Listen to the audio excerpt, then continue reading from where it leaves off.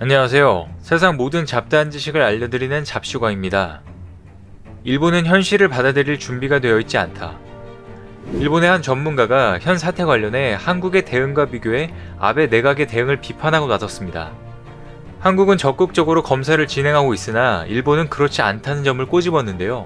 10일 일본 참여원 웹TV 홈페이지에 게재된 참여원 예산위원회 공청회 영상에 따르면 의사이자 일본 의료 거버넌스 연구소 이사장인 가미 마사히로는 이날 공청회에 참석해 한국을 보면 확진 수는 많지만 사망률은 그다지 높지 않다고 말했습니다. 과거 도쿄대 의과연구소 특임 교수를 지낸 그는 미생물 관련 전문의로 NHK, TBS, 마이니치 신문 등 일본 언론에 정부 책임론을 공개적으로 주장하고 있는 인물인데요. 이어서 한국의 대응에 대해 전 세계 중 한국만 특별하다며 극히 많은 유전자 검사를 하고 있다고 소개했습니다. 특히 그는 한국의 드라이브 스루 방식을 칭찬하며 한국의 검사 방식을 구체적으로 소개했습니다. 이 방식을 미국뿐만 아니라 다른 해외 국가들도 한국을 벤치마킹에 이미 도입하고 있다며 왜 일본은 현실을 계속 부정하며 이 방식을 받아들이지 않냐고 비판했습니다. 이어서 그는 일본의 검사 체계에 대해 자세히 언급했습니다. 그는 일본의 자료를 예로 들면서 치사율은 높은데 감염자만 적게 보이고 있다고 전했습니다. 그러면서 검사가 충분히 이루어지지 않아서 신뢰도가 매우 떨어진다고 아베 내각의 대응을 비판했는데요. 그리고 검사의 일본 정부가 적극적이지 않은 이유에 대해서는 7월 말 도쿄올림픽 개최를 앞두고 감염자 수가 많지 않게 보이게 하려고 많은 것을 숨기고 있다며 강하게 비판했습니다. 또한 아베가 어떤 지시를 했는지는 정확히 모르겠으나 일본 특유의 손타쿠 문화와도 무관하지 않다고 전했습니다. 사학 스캔들 사건 때도 그랬듯이 아베의 목적을 위해 밑에 사람들이 알아서 은폐를 진행했을 것이라는 가능성을 제기한 것입니다. 현재 일본의 상황을 봐서는 충분히 신빙성이 있는 이야기인 것입니다.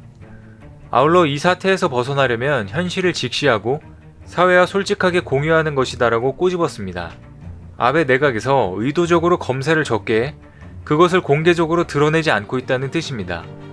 미생물 전문가인 가미 이사장은 일부는 중증을 보이지만 많은 사람들은 아마 가벼운 증상일 것이다 라고 설명했습니다.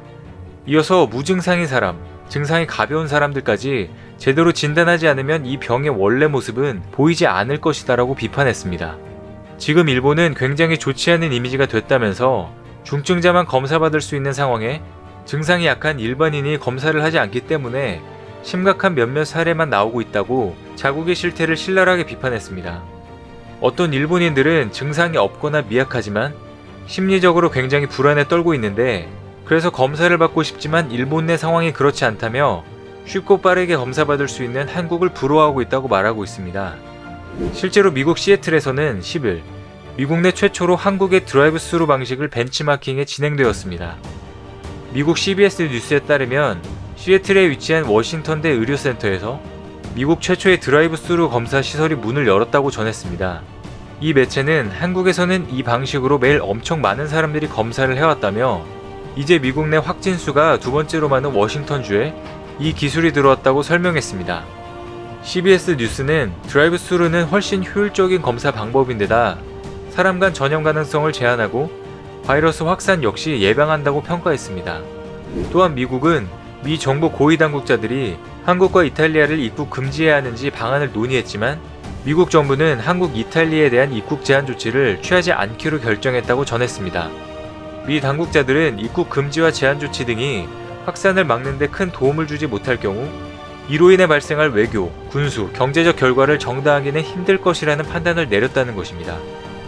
이런 상황에 일본은 아직도 한국인 입국 제한 조치를 유지하면서 현실 부정에 급급한 것 같습니다. 미국, 호주 등 많은 선진 국가들은 한국의 드라이브 스루 검사를 객관적인 시선으로 바라보고 효율적인 방법으로 인지했기 때문에 그것을 받아들이는 것인데 일본은 아직도 현실을 부정하고 있고 그 방식이 감염을 더 확산할 수 있다며 잘못됐다고 우기고 있습니다. 한국의 사례가 일본 사회에 전달되자 일본 내 불만은 최고조에 다다르고 있습니다. 일본 언론들은 한국이 드라이브 스루 방식을 활용해 적극적으로 실시하는 모습이 전해지자 검사 목적을 제대로 전달하지 않는 일본과 비교된다며 은폐하려는 의혹이 계속 발생하고 비난은 절정에 달했다고 분석했습니다. 어떤 네티즌들은 이것을 보고 일본은 선진국이라고 자칭하지만 진짜 선진국과는 클래스가 다르다며 격차가 이런 곳에서 나타난다고 이야기하고 있습니다.